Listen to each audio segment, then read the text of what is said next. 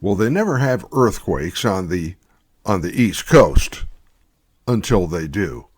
And that brings us to talking about getting into planning and actually how we do that. Come on inside. Let's get this started.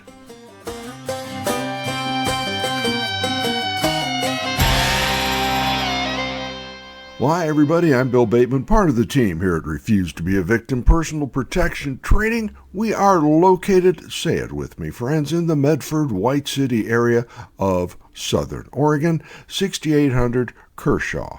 That's where Kershaw and Corey make that obnoxious 20-mile-an-hour turn. Slow down, pull on in, and we hope to see you soon. We're talking about planning. A lot of folks will say, Bill, you always say plan this and plan that. Can you give me a few little ideas how make planning a little bit easier?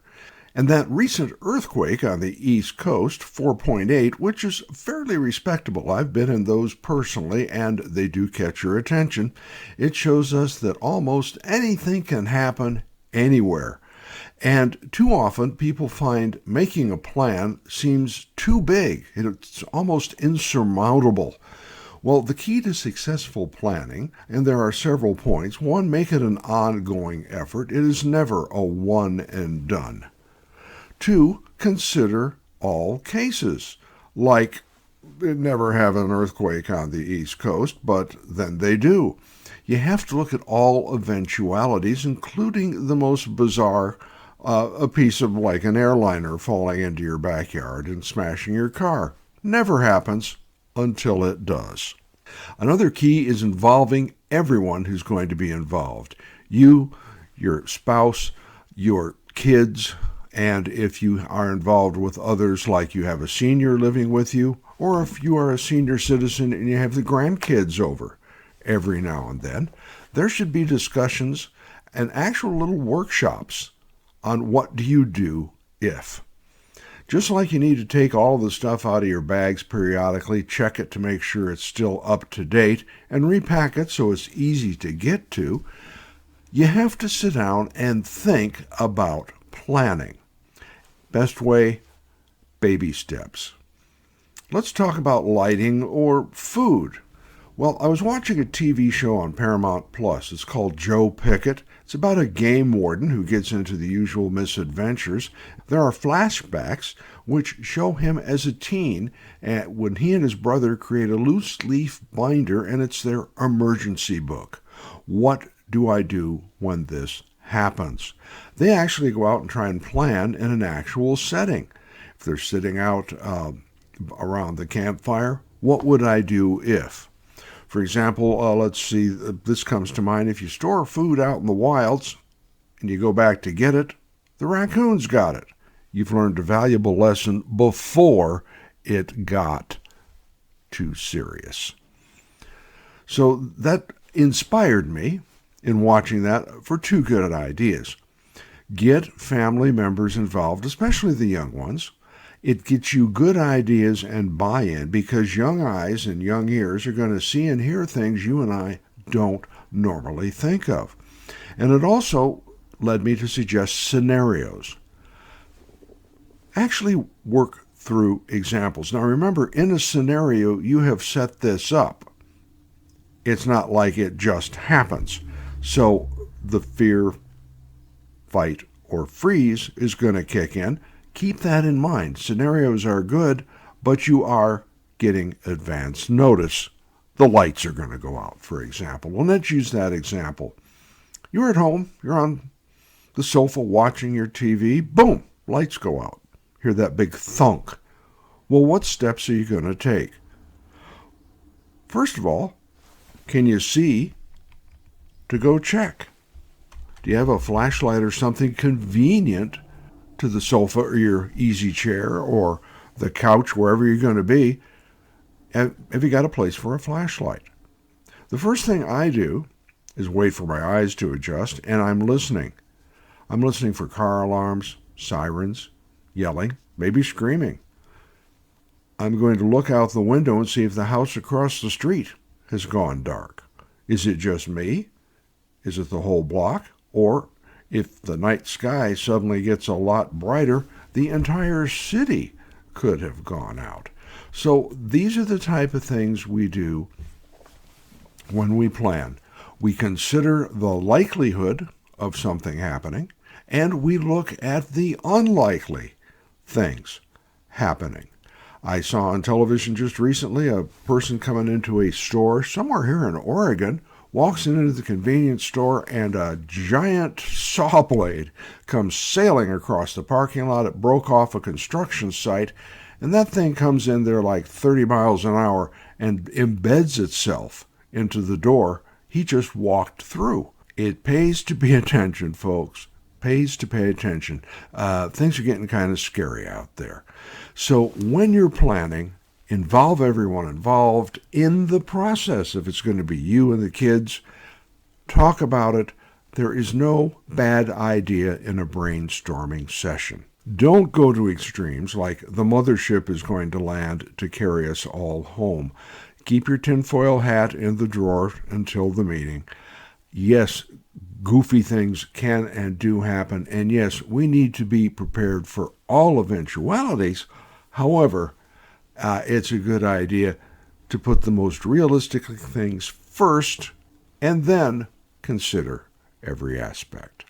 We were talking about cameras last week, and I got some interesting feedback. There seems to be two schools of thought. Some people find it's good to just have the camera with a sensor that will activate and you can see it on your cell phone or on your computer. Others like to get more in depth and have almost a wired system. It's tied into home wiring, it's tied into a alarm system, and it's good to hold those discussions because just as we're talking about planning, when you're looking, if you want a camera, what do you want it to do? What is your expectation for the product you're buying?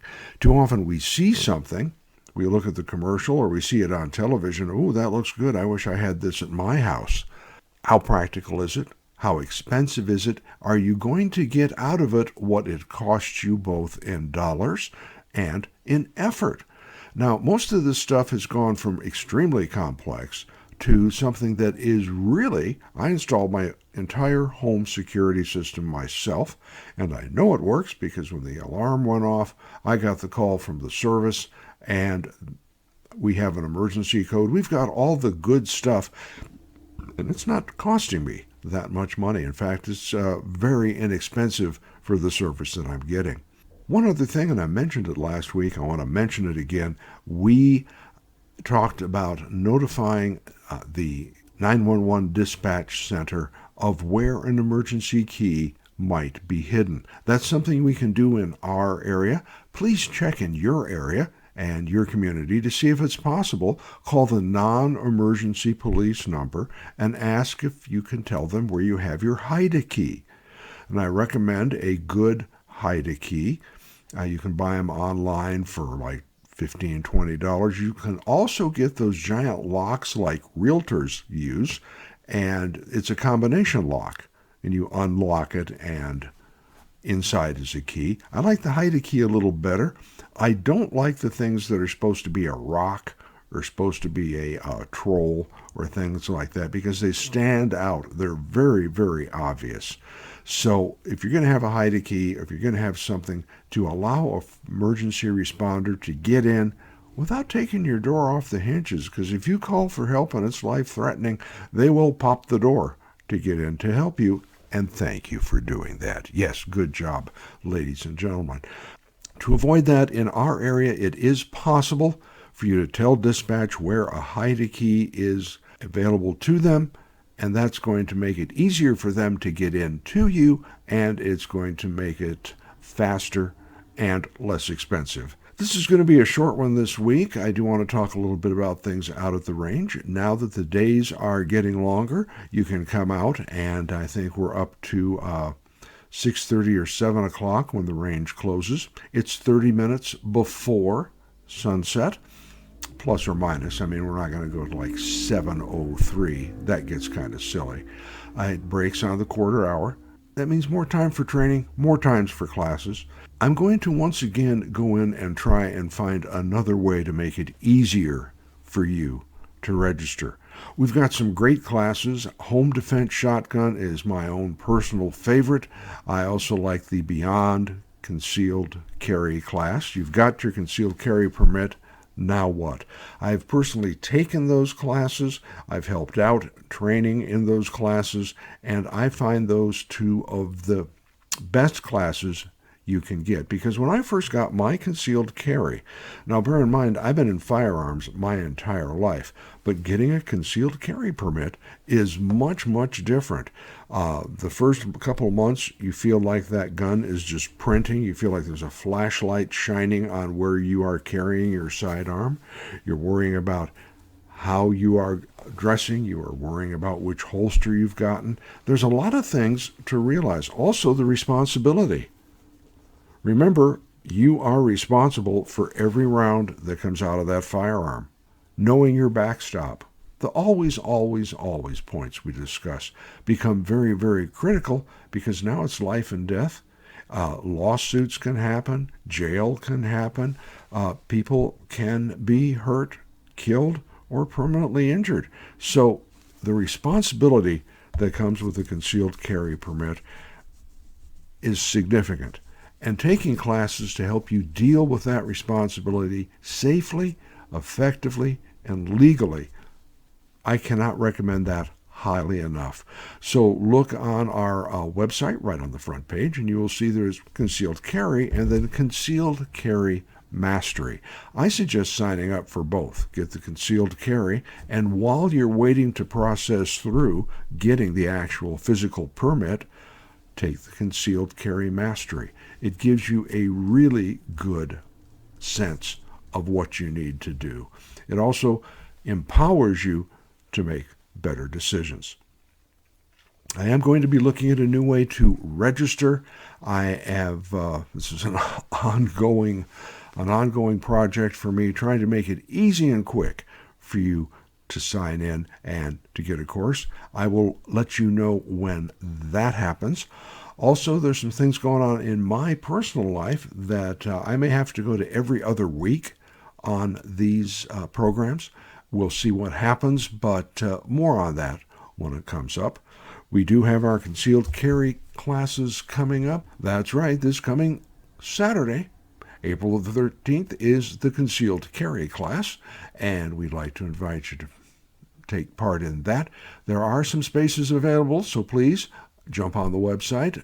Last month it sold out, so thank you. Folks are getting more involved, and I wanted to let you know we do have time on the 13th. Okay, like I said, this is going to be a little bit shorter than normal.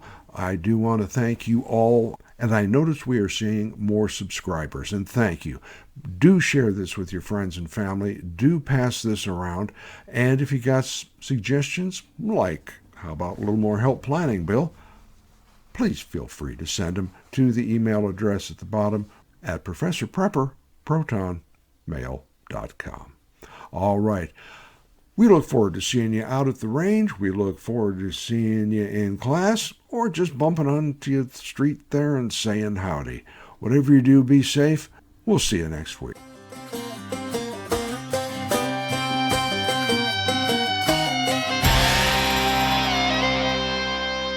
The preceding program was a presentation of Retired Guy Productions.